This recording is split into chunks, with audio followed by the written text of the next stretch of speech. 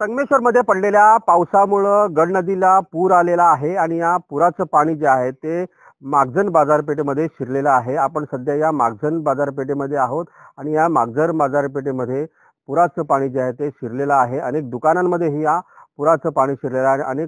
या दुकानदारांचे जे आहे ते मोठ्या प्रमाणात नुकसान झालेलं आहे.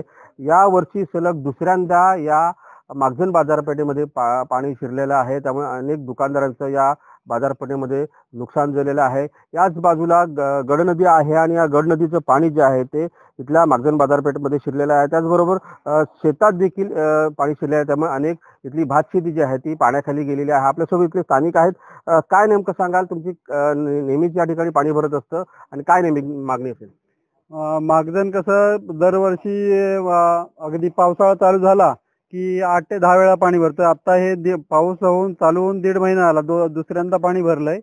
आणि पहिल्या टप्प्यात जसा गाळ काढला गेला त्याच्यामुळे थोडाफार फरक पडला. अजून जर दुसरा टप्पा घेतला गेला तर तो आमचा कायमचा प्रश्न सोडवावा असं आमची मागणी आहे सरकारकडे.